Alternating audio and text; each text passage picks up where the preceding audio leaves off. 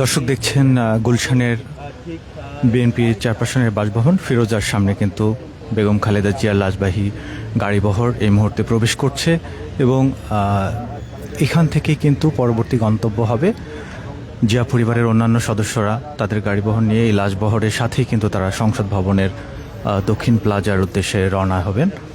এই মুহূর্তে আপনারা দেখতে পাচ্ছেন যে বেগম জিয়াকে নিয়ে আসা যে লাশবাহী গাড়িবহর সেটি কিন্তু এখন গুলশানের ফিরোজা ভবনের সামনে কিন্তু অবস্থান করছে। বেগম জিয়ার লাল সবুজের পতাকায় ঢাকা সেই লাশবাহী গাড়িটি কিন্তু আমরা এখান থেকে দেখতে পাচ্ছি। দর্শক, আমরা জানি যে আজ সকালেই কিন্তু বসুন্ধরার এভার কেয়ার থেকে বেগম খালেদা জিয়ার লাশবাহী যে গাড়ি সেটি কিন্তু রওনা দিয়েছে এবং এই মুহূর্তে সেটি এখন গুলশানের বেগম জিয়ার ফিরোজা ভবন সেই ফিরোজা ভবনের কিন্তু অবস্থান করছে। এর আগে এখানে কিন্তু গুলশানের ফিরোজা ভবনে বিএনপি নেতৃবৃন্দ এসেছিলেন। অল্প কিছুক্ষণ আগেই কিন্তু বিএনপির শীর্ষ নেতৃবৃন্দ রুহুল কবির রিজভী সহ মঈনুদ্দিন সহ অন্যান্য নেতৃবৃন্দ কিন্তু গুলশানের ফিরোজা ভবনে এসে উপস্থিত হয়েছিলেন।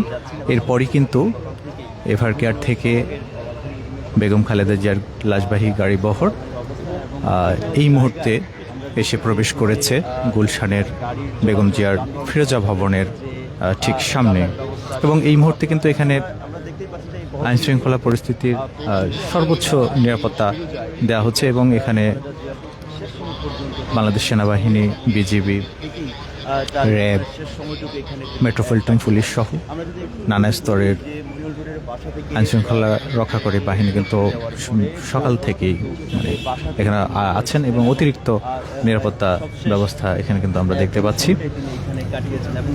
এবং আমরা জানি যে বেগম খালেদা জিয়া কিন্তু তার দীর্ঘ সময় কিন্তু এই গুলশানের বাসভবনে ছিলেন। তাকে যখন পতিত স্বৈরাচার তার সেনানিবাসের বাসভবন থেকে বের করে দেয়, তারপর থেকেই কিন্তু তিনি গুলশানের এই ফিরোজা ভবনে ছিলেন এবং এখান থেকেই কিন্তু তিনি বিভিন্ন সময়ে চিকিৎসার জন্য বসুন্ধরার এভার কেয়ারে চিকিৎসার জন্য গিয়েছিলেন।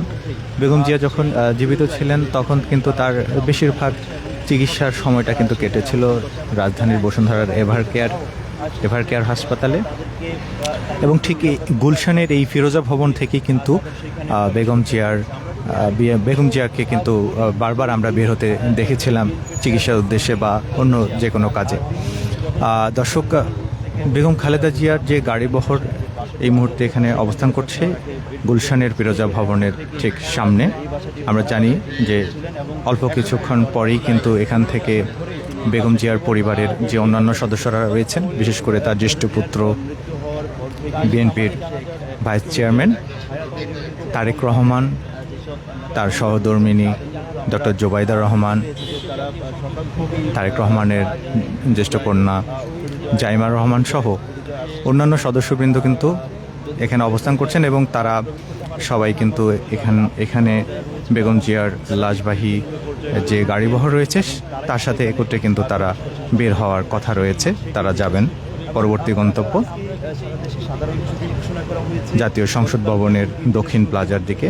দর্শক, গত রাতেই আমরা দেখছিলাম যে বেগম জিয়ার যে কবর হবে সেই কবর কিন্তু জিয়া উদ্যানে শহীদ প্রেসিডেন্ট জিয়াউর রহমানের মাজারের তার ঠিক পূর্ব পাশেই, অর্থাৎ মেজর জিয়াউর রহমান যেখানে শায়িত রয়েছেন সেই মাজারের তার কবরের ঠিক পূর্ব পাশে কিন্তু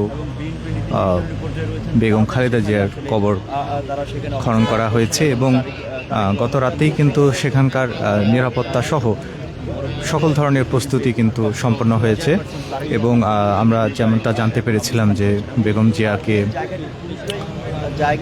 শহীদ রাষ্ট্রপতি জিয়াউর রহমানের মাজারেই যাতে শায়িত করা হয় সেজন্য কিন্তু বিএনপির সর্বস্তরের নেতাকর্মীরা কিন্তু গতকাল দিনভর কিন্তু তারা দাবি করেছিলেন এবং তাদের সকলের ইচ্ছে ছিল যে বেগম জিয়ার মাজার হবে জিয়া উদ্যানেই, জাতীয় সংসদ ভবনের পাশেই।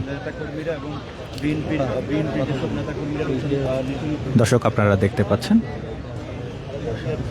তিনবারের সাবেক প্রধানমন্ত্রী, বিএনপির চেয়ারপারসন বেগম খালেদা জিয়ার লাশবাহী যে গাড়িবহর লাল সবুজের পতাকায় জড়ানো, সাবেক এই প্রধানমন্ত্রীর লাশবাহী গাড়িবহর কিন্তু এই মুহূর্তে প্রবেশ করেছে গুলশানের, রাজধানীর গুলশানের ফিরোজা ভবনের ঠিক সামনে, এবং এখান থেকেই কিন্তু পরবর্তী গন্তব্য তার তারেক রহমান এবং তার অন্যান্য পরিবারের সদস্যবৃন্দের সাথে কিন্তু এই গাড়িবহর জাতীয় সংসদ ভবনের দক্ষিণ প্লাজার উদ্দেশ্যে তারা রওনা দেবেন। এবং কথা রয়েছে যে মহাখালী ফ্লাইওভারের নিচ হয়ে বীরশ্রেষ্ঠ রুহুল আমিন, বীরশ্রেষ্ঠ জাহাঙ্গীর গেইটের সম্মুখ দিয়ে কিন্তু বিজয় সরণি হয়ে সংসদ ভবনের দক্ষিণ প্লাজায় বেগম জিয়ার লাশবাহী গাড়িবহর সেখানে রওনা হবে, এবং সেখানে জানাজার জন্য যে প্রস্তুতি সেটি ইতিমধ্যে সম্পন্ন হয়েছে। এবং সর্বশেষ আমরা যেমনটা জানতে পেরেছি যে বেগম খালেদা জিয়ার জানাজার নামাজের ইমামতি করবেন কিন্তু বাইতুল মোকাররমের সম্মানিত খতিব। দর্শক, আপনাদেরকে পরবর্তীতে জানানো হবে যে এখানে গুলশানের যে বাসভবন রয়েছে বিএনপি চেয়ারপারসনের, সেই বাসভবনের সামনে কিন্তু এখন তার গাড়িবহর কিন্তু অবস্থান করছে। বাংলাদেশের লাখ লাখ মানুষের কিন্তু হৃদয়ে স্থান করে নিয়েছিলেন বেগম খালেদা জিয়া। পতিত স্বৈরাচারের সময়ে তিনি নির্যাতিত ছিলেন, তিনি কারাবন্দী ছিলেন, তিনি উন্নত চিকিৎসার জন্য বিদেশে তাকে নিয়ে যেতে দেওয়া হয়নি। সেই বেগম খালেদা জিয়া আমরা জানি গতকাল 30 ডিসেম্বর ভোর 6টায় কিন্তু তিনি এই পৃথিবী থেকে বিদায় নেন, এবং আমরা তার আত্মার মাগফিরাত কামনা করছি। এবং সারা দেশেই কিন্তু গতকাল থেকেই কিন্তু শোকাবহ একটি পরিবেশ আমরা দেখতে পেয়েছি, এবং বেগম জিয়ার জন্য সর্বস্তরের মানুষজন কিন্তু দোয়া করছিলেন। তারা কিন্তু বেগম জিয়ার জন্য তাদের মন থেকে তারা কিন্তু দোয়া করছিলেন এবং শোক প্রকাশ করছিলেন। দর্শক, আমরা জানি যে বিএনপির ভাইস চেয়ারম্যান জনাব তারেক রহমান তিনি কিন্তু গতকাল যেমনটা জানিয়েছেন যে তাদের রাষ্ট্রীয় মর্যাদায় কিন্তু বেগম খালেদা জিয়াকে আজকে দাফনের প্রস্তুতি চলছে, এবং রাজধানীর জাতীয় সংসদ ভবনের দক্ষিণ প্লাজায় তার জানাজার অনুষ্ঠিত হবে বাদ জোহর, এবং তারপরেই কিন্তু তাকে জিয়া উদ্যানে শহীদ প্রেসিডেন্ট জিয়াউর রহমানের মাজারে তার কবরের ঠিক পূর্ব পাশে কিন্তু বেগম খালেদা জিয়াকে দাপন করা হবে রাষ্ট্রীয় মর্যাদায়।